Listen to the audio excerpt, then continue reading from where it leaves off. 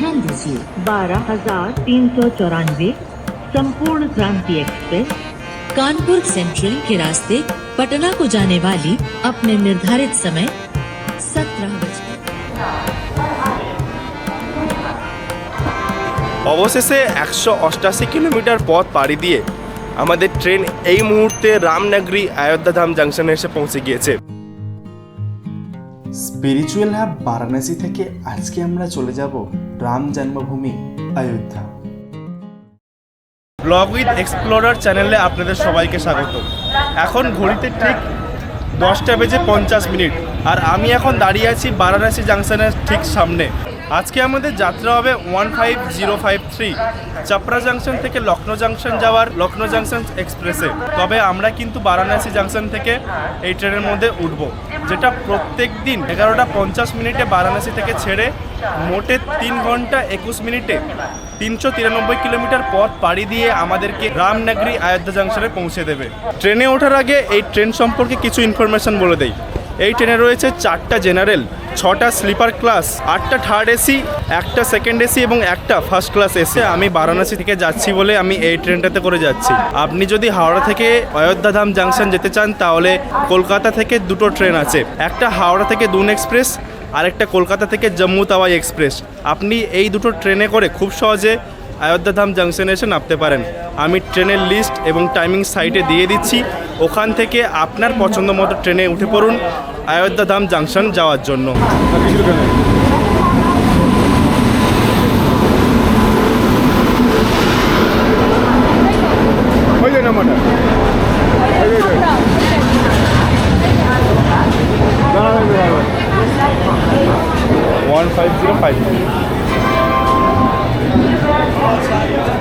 আমাদের ট্রেন কিন্তু বারাণসী জংশনের 6 নম্বর প্ল্যাটফর্মে দিয়ে দিয়েছে। আমার পেছনে ট্রেন যাচ্ছে আর আজকে আমাদের কোচ নাম্বার হচ্ছে S4। চলো, আমাদের ট্রেন বারাণসী জংশনের 6 নম্বর প্ল্যাটফর্ম থেকে ছেড়ে দিয়েছে। আমরা জয় শ্রীরামের নাম নিয়ে আমাদের অযোধ্যা যাত্রা কিন্তু বারাণসী জংশন থেকে শুরু করলাম। এখন ঘড়িতে প্রায় 12টা বেজে গেছে। আর বেশি কিছু দেখাবো না, কারণ আমাদেরকে 3:15 আমাদের ট্রেন অযোধ্যা ধাম জংশনে এসে পৌঁছবে। তাই এবার কিন্তু ঘুমিয়ে পড়বো, আবার দেখা হবে ঠিক ভোরবেলা। চলো। অযোধ্যা ধাম পৌঁছানোর আগে আপনাকে একটা কথা বলে দেই, বারাণসী থেকে অযোধ্যা ধাম আসার জন্য কিন্তু গাদা গাদা ট্রেন রয়েছে। সবকটি ট্রেনের লিস্ট আমি কিন্তু সাইটে দিয়ে দিচ্ছি, ওখান থেকে দেখে নিতে পারেন। তবে আমার প্ল্যান অনুযায়ী এই ট্রেনটাই হচ্ছে সবথেকে বেস্ট ট্রেন, তাই আমি এটাতে করে এলাম।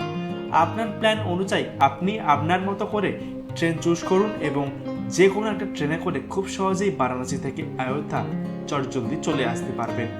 এই ভিডিওতে কিন্তু বেশি কিছু দেখানোর ছিল না, কারণ আমাদের যাত্রা রাত্রেবেলা শুরু হয়েছিল এবং ভোর হওয়ার আগেই শেষ হয়ে গেছে, তাই বেশি কিছু দেখাতে পারিনি।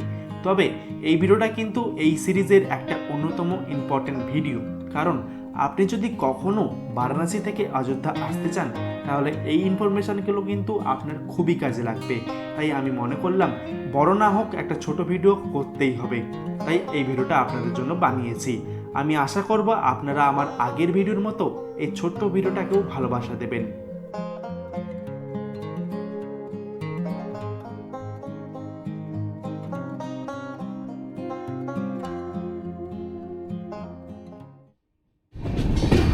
এইদিকে পড়ছে বলো, ইস সাইড।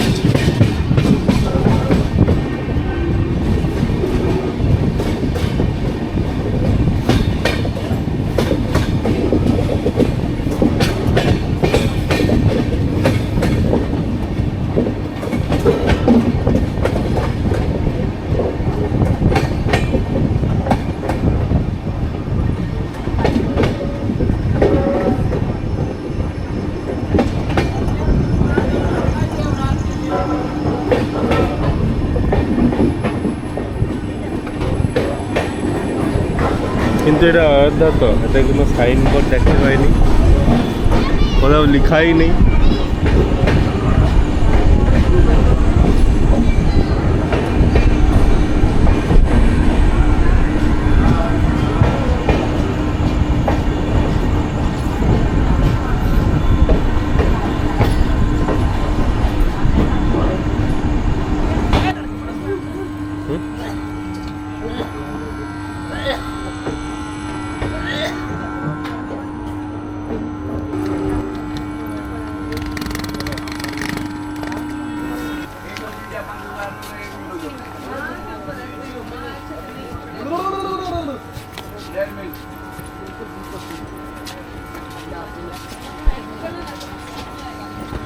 অবশেষে 188 কিলোমিটার পথ পাড়ি দিয়ে আমাদের ট্রেন এই মুহূর্তে রামনগরী অযোধ্যা ধাম জাংশনে এসে পৌঁছে গিয়েছে।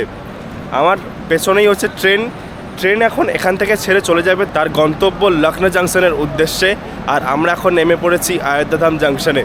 স্টেশনটা পুরো নতুনভাবে কাজ চলছে, তাই স্টেশনে কিন্তু কোনো রকম সাইনবোর্ড দেখতে পাইনি, তাই একটু কনফিউশন ছিল।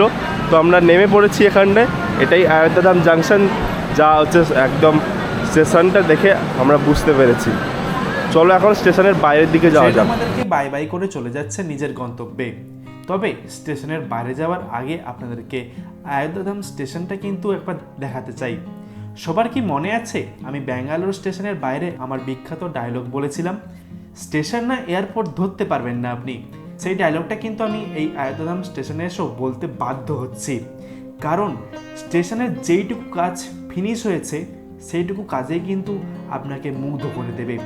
স্টেশনের ঝাঁ চকচকে বিল্ডিং, সাথে মার্বেল পাথর দিয়ে নিখুঁতভাবে তৈরি কাজ এবং লাইটিং, এখানে কিন্তু স্টেশন না এয়ারপোর্টে দাঁড়িয়েছেন সেটা কিন্তু আপনি ধরতে পারবেন না। এই কয়েক বছর আগেই এই স্টেশনে কিন্তু এত উন্নতি ছিল না, তবে এই কয়েক বছরের মধ্যে যেন এখানে একটা ট্রেনের জন্য যেন একটা এয়ারপোর্ট তৈরি করে ফেলেছে। এখনও কিন্তু কাজ চলছে, শেষ হলে কিন্তু আরও সুন্দর লাগবে।